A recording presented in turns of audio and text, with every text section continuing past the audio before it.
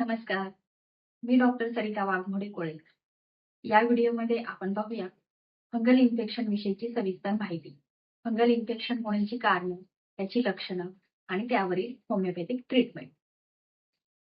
Fungal infection ही एक सामान्य परंतु अत्यंत त्रासदायक अशी समस्या आहे. यामध्ये फंगस किंवा बुरशी याच्यामुळे हा त्रास होत असतो. तर शरीरामध्ये ओलसरपणा किंवा दमटपणा ज्या ठिकाणी असतो त्या ठिकाणी हा त्रास दिसून येतो. जसं की स्किन, हेअर, नेल्स किंवा म्युकस मेम्ब्रेन ऑफ माउथ आणि जेनिटल रिजन या ठिकाणी हे फंगल इन्फेक्शन दिसून येत असतं. तर ग्रामीण भागातच नाही तर शहरी भागात देखील हे मोठ्या प्रमाणात दिसून येतं आणि अगदी सर्व वयोगटामध्ये लहान मुलापासून वयोवृद्ध लोकांपर्यंत हे इन्फेक्शन दिसून येत असतं. फंगल इन्फेक्शन होण्याची कारणं काय आहेत? तर सर्वात पहिलं आणि महत्त्वाचं कारण म्हणजे वीक इम्युनिटी. रोगप्रतिकारशक्ती जर कमी असेल तर हे इन्फेक्शन होत असतं. म्हणजे जरी हा संसर्गजन्य आजार असला तरी ज्यांची रोगप्रतिकारशक्ती कमी आहे अशाच लोकांना ह्याचा त्रास होत असतो. मग रोगप्रतिकारशक्ती कमी असते कधी असते तर काही HIV पेशंट्समध्ये, कॅन्सर पेशंट्समध्ये किंवा इम्युनो कॉम्प्रोमाइज्ड पेशंट्समध्ये हा त्रास दिसून येतो. किंवा अनकंट्रोल डायबिटीज जर शुगर लेवल जास्त असेल तर साहजिकच तिथं फंगस ग्रोथ होत असते. त्यामुळे अनकंट्रोल डायबिटीज, शुगर लेवल जास्त राहत असतील तर फंगल इन्फेक्शन हे दिसून येत असतं. त्यानंतर प्रेग्नन्सीमध्ये देखील इम्युनिटी वीक असते. त्यामुळं प्रेग्नन्सीमध्ये खूप मोठ्या प्रमाणात फंगल इन्फेक्शन हे दिसून येत असतं. त्यानंतर अँटीबायोटिक्स किंवा स्टिरॉइड्स यांचा अतिवापर याच्यामुळे देखील फंगल ग्रोथ होत असते. म्हणजे गटमधील बॅक्टेरिया, चांगल्या बॅक्टेरिया ज्या असतात त्या नष्ट होतात आणि त्याच्यामुळं हे असे फंगल इन्फेक्शन होत असतात.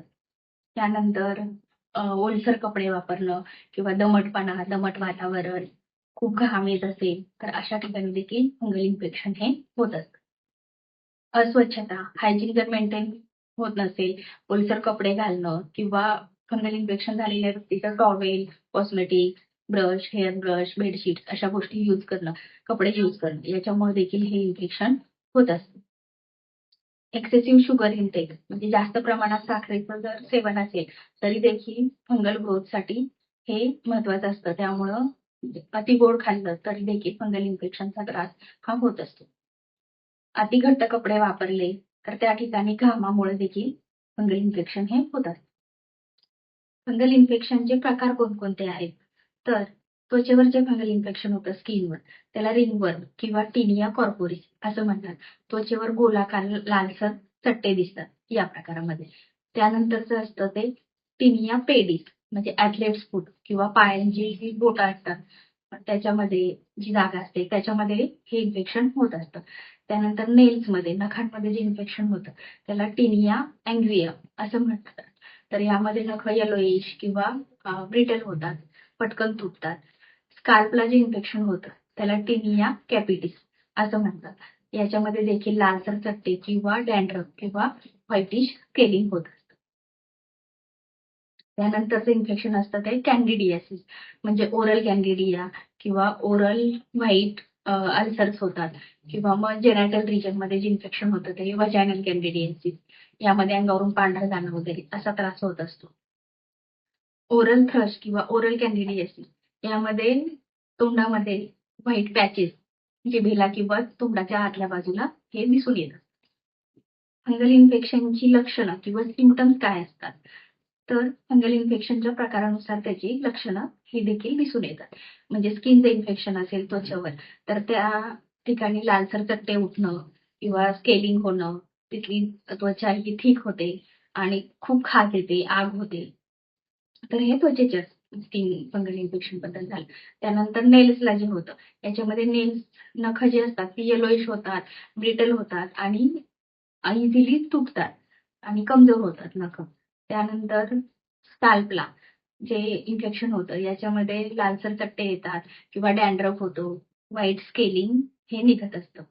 यानंतर ॲथलीट्स फूट म्हणजे पायाला जर फंगल इन्फेक्शन होत असेल तर तिथं दोन्ही बोटांच्या मधली जी जागा असते, ओलसरपणा असतो तिथं पांढरट थर किंवा असे क्रॅक स्किन दिसून येते. त्यानंतर इनर साइड ऑफ थाय किंवा ग्रॉइन रिजन या ठिकाणी देखील स्किन इरप्शन आणि इचिंग, बर्निंग असा त्रास हा दिसून येत असतो. आणि ओरल कॅन्डिडियासिस असेल तर यामध्ये तोंडामध्ये व्हाईट पॅचेस किंवा अल्सर हे दिसून येतात तोंडामध्ये किंवा जिभेवर.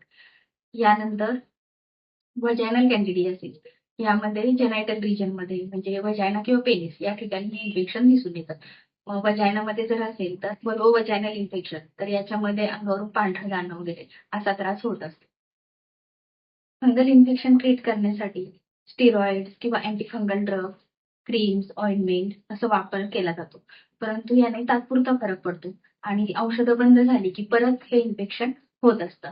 त्यामुळे फंगल इन्फेक्शनवर व्यवस्थित ट्रीटमेंट करणं खूप गरजेचं असतं आणि ते इन्फेक्शन पूर्णपणे नष्ट होईपर्यंत व्यवस्थित ट्रीटमेंटचा कोर्स करणं हे खूप आवश्यक असतं. त्यामुळे परत रिकरन्स हा होत नसतो. तर ट्रीटमेंटमध्ये सर्वात पहिलं जे आहे ते तुमची इम्युनिटी स्ट्रॉंग करणं हे आहे. जर स्ट्रॉंग इम्युनिटी असेल तर फंगल इन्फेक्शन हे होत नाही. आणि होमिओपॅथिक मेडिसिनमुळं रोगप्रतिकार शक्तीमध्ये वाढ होत असते.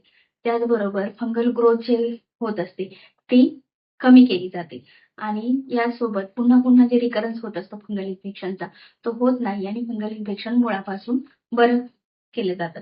त्यासोबतच अँटी फंगल किंवा स्टेरॉइड्समुळे जे साईड इफेक्ट्स असतात असे साईड इफेक्ट्स हे होमिओपॅथिक मेडिसिनमध्ये दिसून येत नाही. परंतु ही औषधं तुम्ही होमिओपॅथिक डॉक्टरांच्या सल्ल्यानेच घेतली पाहिजे. कारण होमिओपॅथीमध्ये फक्त लक्षणं पाहून औषधं दिली जात नाहीत. तर रुग्णाची रोगप्रतिकार शक्ती, त्याचे emotional, mental level, physical symptoms या सगळ्या गोष्टी लक्षात घेतल्या जातात आणि त्यानुसार रुग्णाला योग्य ते मेडिसिन हे दिलं जातं. त्यामुळं तुम्ही डॉक्टरांचा सल्ला घेऊनच मेडिसिनचे घेतले पाहिजे. आणि फंगल इन्फेक्शनमध्ये मेडिसिनचा कोर्स कंप्लीट करणं हे खूप महत्वाचं असतं आणि फंगल इन्फेक्शन हे खूप जुनाट असं असतं. म्हणजे 2 महिने, 3 महिने, वर्षभर असं हे इन्फेक्शन होत असतं. त्यामुळे त्याची ट्रीटमेंट देखील कंप्लीट व्हायला थोडासा वेळ लागतो. म्हणजे 8 दिवस किंवा 15 दिवसामध्ये लगेच रिझल्ट मिळत नाही.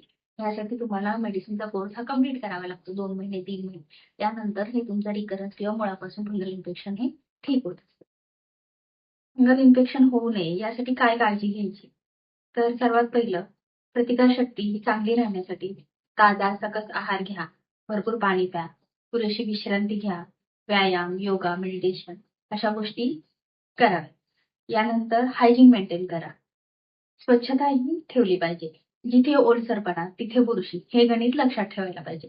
त्यामुळं बॉडी ही स्वच्छ आणि कोरडी राहील याकडे लक्ष द्या. अंघोळीनंतर अंग स्वच्छ पुसून कोरडं करा आणि त्यानंतर ऑइल, कोकोनट ऑइल वगैरे अशा गोष्टी अप्लाय करा आणि ओलसर कपडे घालणं हे टाळलं पाहिजे आणि जे इनर वेअर असतात ते दिवसातून 2 वेळा चेंज केले पाहिजेत. ज्या ठिकाणी खूप घाम येतो तर हा घाम दिवसातून 2-3 वेळा नॅपकिननं पुसून घेतला पाहिजे आणि ती जागा ही कोरडी ठेवली पाहिजे. सैलसर कॉटनचे कपडे वापरा.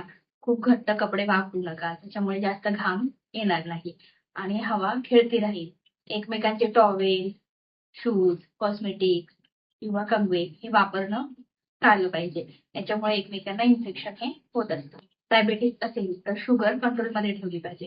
कारण की जर शुगर लेव्हल जास्त झाली तर तिथं फंगल इन्फेक्शनची वाढ ही होत असते. त्यामुळं गोड खाणं टाळलं पाहिजे. शुगर लेव्हल नॉर्मल राहील याकडे लक्ष दिलं पाहिजे. शुगर्स किंवा प्रोसेस्ड फूड या गोष्टी देखील टाळल्या पाहिजेत. कोकोनट ऑइलमध्ये अँटीबॅक्टेरियल, अँटीफंगल अशा प्रॉपर्टीज आहेत. त्यामुळं तुम्ही बॉडीला कोकोनट ऑइल अप्लाय केलं तर हा त्रास कमी व्हायला मदत होते किंवा जर ज्या ठिकाणी फंगल इन्फेक्शनचे पॅचेस आहेत त्या ठिकाणी तुम्ही कोकोनट ऑइल दिवसातून 2-3 वेळा अप्लाय केलं तर ते फंगल ग्रोथ कमी व्हायला मदत होत असते. कोकोनट ऑइलमध्ये लसूण मिक्स करून ती पेस्ट अप्लाय केली तरी देखील चालेल किंवा तुम्ही लसूण आणि कोकोनट ऑइल यांचा जेवणामध्ये समावेश केला तरी देखील हे उत्तमच आहे. यानंतर तुम्ही जेवणामध्ये दही, व्हिटॅमिन सी किंवा फर्मेंटेड फूड यांचा समावेश केला पाहिजे. म्हणजे गट बॅक्टेरिया हे स्ट्रॉंग होतात आणि फंगल ग्रोथ ही कमी होत असते. व्हिटॅमिन सी साठी तुम्ही आवळा, संत्री, मोसंबी अशी फळं देखील खाऊ शकता. शक्यतो कॉमन टॉयलेट यूज करणं किंवा जिम, स्विमिंग पूल अशा ठिकाणी जाणं हे अव्हॉइड केलं पाहिजे जर फंगल इन्फेक्शन असेल तर. कडुलिंबाच्या पाण्यामध्ये देखील अँटीफंगल प्रॉपर्टीज असतात. त्यामुळे अंघोळीच्या पाण्यामध्ये कडुलिंबाची पाने टाकून अंघोळ केली तरी देखील फायदेशीर राहतं किंवा कडुलिंबाच्या पानाची पेस्ट करून ती फंगल इन्फेक्शन असेल अशा ठिकाणी अप्लाय केली तरी देखील चांगला इफेक्ट हा दिसून येत असतो. हळदीमध्ये देखील अँटी इन्फ्लॅमेटरी प्रॉपर्टीज आहेत. त्यामुळे कोकोनट ऑइल आणि हळद अशी पेस्ट जरी अप्लाय केली तरी देखील चांगला फायदा हा दिसून येत असतो. फंगल इन्फेक्शन हे वेळेस ट्रीट नाही केलं तर ते खूप मोठ्या प्रमाणात वाढत असतं आणि ते पूर्णपणे कमी होईपर्यंत पूर्ण ट्रीटमेंटचा कोर्स कंप्लीट करणं हे गरजेचं असतं. म्हणजे त्याचा परत रिकरन्स हा होत नाही. फंगल इन्फेक्शन मुळापासून बरं करण्यासाठी तुम्ही होमिओपॅथिक औषधं, याच्यासोबतच स्वच्छतेची काळजी आणि चांगला आहार, रोगप्रतिकारशक्ती चांगली ठेवली तर फंगल इन्फेक्शन कमी व्हायला नक्कीच मदत होते. तुम्हाला फंगल इन्फेक्शनसाठी होमिओपॅथिक ट्रीटमेंट घ्यायची असेल तर तुम्ही स्पंदन होमिओपॅथिक क्लिनिक इथे कॉन्टॅक्ट करू शकता. डिटेल्स डिस्क्रिप्शन बॉक्समध्ये दिलेले आहे.